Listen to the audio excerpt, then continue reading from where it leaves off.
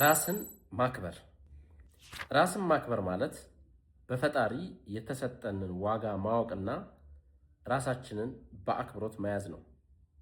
ይህም ማለት ስለ ራሳችን ያለን አመለካከት ካለ ልክ ዝቅ ወይም ካለ ልክ ከፍ ሳይል በሚዛናዊነት ማሰብ ማለት ነው። ራሱን የሚያከብር ሰው በማንነቱና ለዓላማው የሚመጥን ውሳኔዎችን በጥንቃቄ ያደርጋል።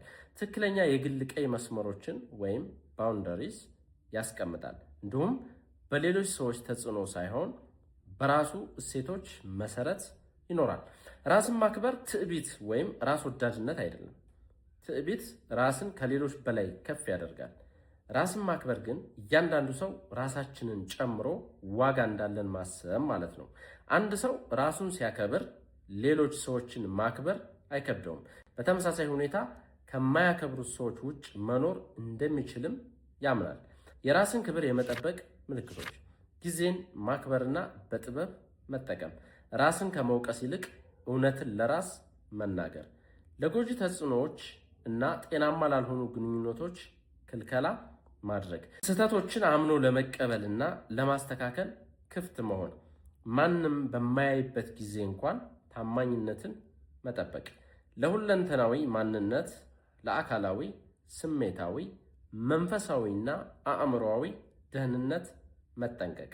ራስን ማክበር እንዴት ማዳበር ይቻላል?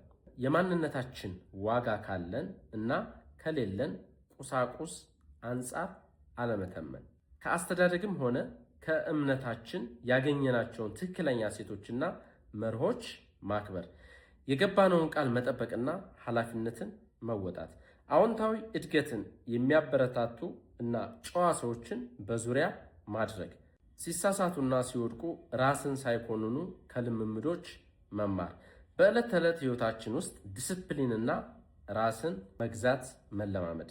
ራሳችንን ስናከብር ሰዎች ያከብሩናል። ራሳችንን ስንንቅ ሰውን የሚንቁ ሰዎችን ወደኛ እንስባለን ይለናል። ከዶክተር ኢዮብ ማሞ ጽሁፎች የተወሰደ ነው። ከተመቻችሁ ላይክ፣ ፎሎው፣ ሸር አድርጉ። አመሰግናለሁ።